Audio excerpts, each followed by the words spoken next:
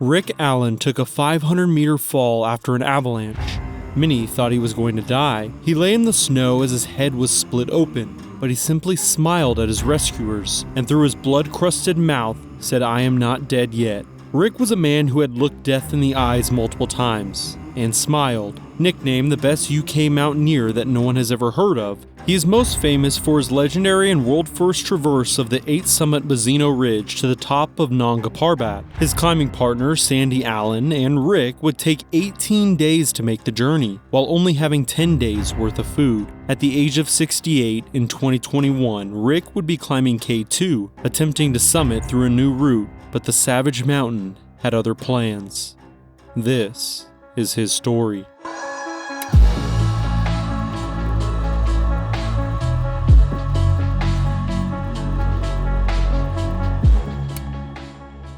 Rick Allen is not a man of many words. He would only speak when necessary, and even then it was rare to hear more than 5 words out of his mouth, but he certainly was a man of action, and somebody who enjoyed a challenge. Born in 1954 in Ethybridge, Scotland, he developed a strong love for the mountains. After multiple family vacations to the English Lake District, Rick would attend Birmingham University, where he would take up rock climbing. Early in his life, he would go to work in the oil industry, and his role allowed him to travel the world. It was during this time he began to develop his mountaineering skills, specifically using the alpine style. This climbing method is best described as the truest form of mountaineering one can achieve. You usually only partner with a small team or even climb solo. Survival skills are a necessity, as in most cases climbers only use gear that they can carry on their backs. The goal is to move as quickly as possible, with the more extreme traverses spanning multiple days in freezing temperatures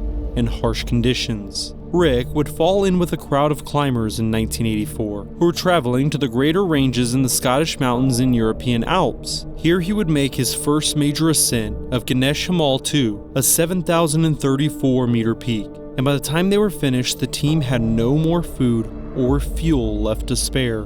Rick's first major break came in 1985 when he was invited to tackle the then unclimbed northeast ridge of the tallest mountain in the world, Everest. It was on this expedition that Rick would find his lifelong Scottish climbing partner, Sandy Allen. Although they were ultimately unsuccessful, Rick received invaluable experience on his first 8,000er, including a solo bivouac in the death zone. Rick and Sandy would go on to make many ascents together. They would establish a new route on the south face of the 7,161 meter peak, Pumori, bonding over the course of this journey as many nights were spent huddled together in a small bivouac. Both climbers worked exceptionally well together. Some would say they had an uncanny ability to understand what the other would do before they did. They trusted each other with their lives, and this would lead the both of them to team up with Doug Scott on Everest in 1987.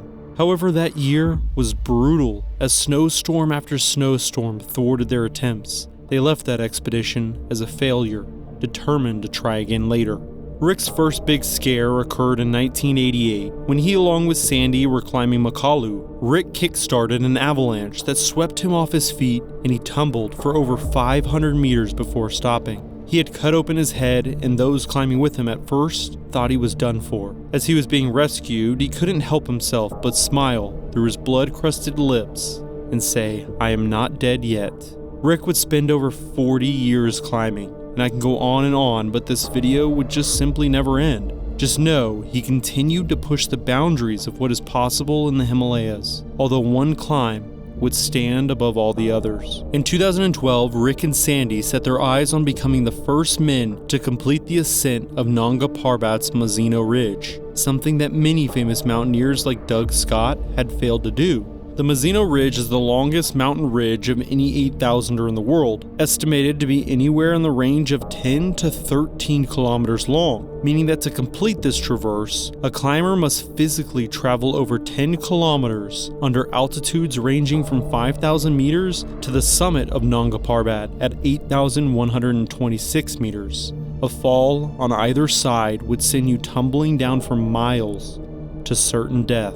Across the traverse, one must pass the top of at least 4 significant 7,000-meter mountains. They set out on July 2nd with a team of 6 in total, carrying enough food for 8 days. 10 if they rationed correctly. They only had a week before the next storm would come in, but it was understood that to complete this traverse, you must climb through storm conditions, as you will never have long enough weather windows. By July 4th, the team was on the ridge with mesmerizing views from either side. Nanga Parbat's summit stood in the distance as their finish line. On day 4, a Nepalese climber experienced a fall of 40 meters, placing the group in a bad spot. Of course, they would provide rescue, but this event would set them back 2 days, as they had to climb down, bivouac for the night, only to retrace their steps in the morning and spend the remainder of the day resting. The next day, a storm struck the group, and they were forced to take shelter after not making any progress. The next 4 to 5 days were spent climbing over snow and ice, making good progress on the traverse. The team achieved multiple 7,000-meter summits, mesmerized and appreciative of their view. However,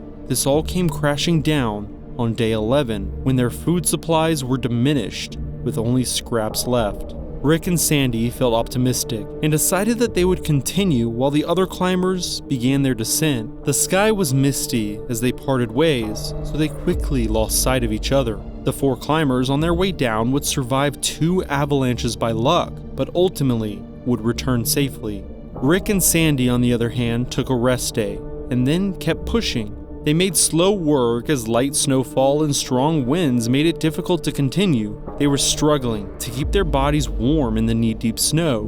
But after 2 weeks of climbing, the pair began to recognize some of the key features of Nanga Parbat. The summit was within reach. They would leave their man-made snow cave early that morning, and after a grueling day of hard work, the duo would stand on the summit of the 9th tallest mountain in the world, accomplishing something nobody had ever done before. During their descent, both climbers were exhausted. They no longer had any food or supplies and were completely on their own. Even the fixed lines were non-existent, as nobody had been on Nanga Parbat for over 2 years at that point. The pair were inches from being swept away in an avalanche on day 16, and Rick was barely holding on. Thankfully, on day 17, they had reached the location where other climbers were stationed to help the duo, marking the end of the worst sections. Overall, the journey would take 18 days total, and the climbing duo would receive the Pile d'Or, mountaineering's highest honor. In 2018, Rick would give his colleagues their worst scare. As he was attempting a solo climb of Pakistan's Broad Peak, he would fall from an ice cliff while descending above 7,000 meters.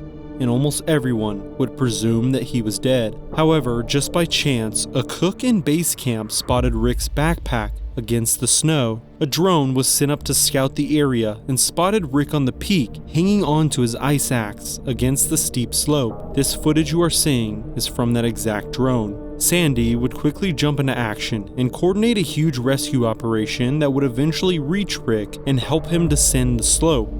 All of these near-death experiences only modeled Rick to become the man he is, and his experiences are truly remarkable. But despite the risks, the mountains were an integral part of his life, one that he refused to give up. In 2021, at the age of 68, Rick would go on the attempt at the summit of the Savage Mountain, K2. He would be climbing with his good friend Jerry Gore as the duo was raising money for charity, Rick for Partners Relief and Development UK, and Jerry for Action for Diabetes, who was trying to become the first Briton with type 1 diabetes to climb K2. Both men were experienced climbers, although this would be Jerry's first 8,000-meter attempt. On June 21st, the duo started their trek to K2's isolated base camp, where they would have to hike over 110 miles through snowy mountain passes and glaciers. Over the next month, Rick would complete numerous acclimatization trips to prepare his body for the high altitude conditions. Even in the summer months, the weather on K2 is manageable at best. The freezing temperatures, brutal wind, and dangerous avalanches all combined for a deadly combo.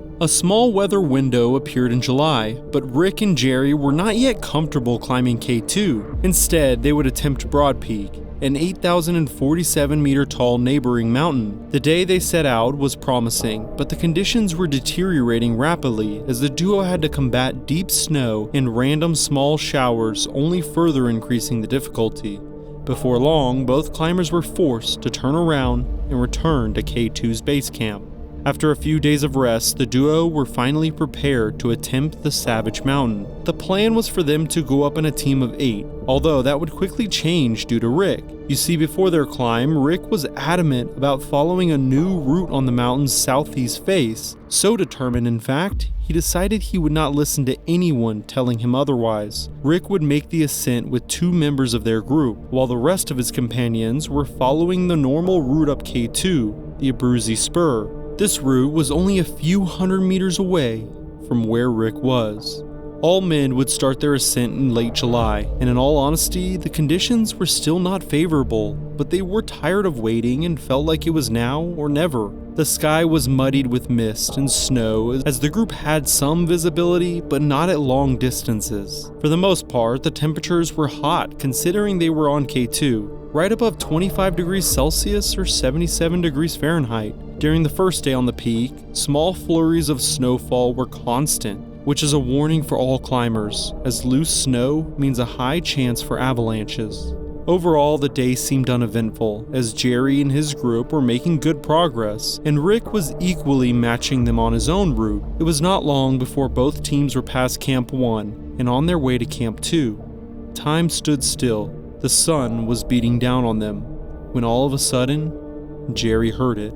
An avalanche kicked off right in the path of Rick. He was completely buried. Base camp jumped into action as a helicopter waiting nearby started its blades and flew to the location. The 2 men climbing with Rick luckily did not receive the brunt force of the disaster and were rescued quickly with no major injuries. Rick, on the other hand, was nowhere to be seen. Jerry and the rest of his companions returned to base camp that evening, as there was little they could do besides wait. Rick was loved by all the men and considered a grandfather figure to most, so everyone, and I mean everyone, attempted to help. Men stationed at Camp 2 heard the news and descended quickly to advanced base camp, where they drank warm tea, had a bite to eat, and set out for the avalanche location with shovels. The strong climbers moved fast and did not wait for the slower men climbing at an impressive pace, those below waiting anxiously for any news. By midnight, they had found Rick, but he was no longer alive. His body would be wrapped in a tent for respect and flown off the mountain back to base camp. All the men that night huddled together in one tent to comfort one another before going to bed. At 6 a.m. the next morning, the men woke and stood together under the shadow of K2 in unity, saying prayers in multiple languages as a final goodbye before burying Rick in a mountain grave. On July 25th, Rick lost his life, but many remember him for being a caring person that loved everyone and just wanted the best for the world. He led an extraordinary life. He was one of the world's finest mountaineers and touched the lives of many. His bold alpine-style ascents in the high Himalayas will be remembered for generations, and his climbing partners would state that with Rick being gone, a void has been created, and he will be forever missed.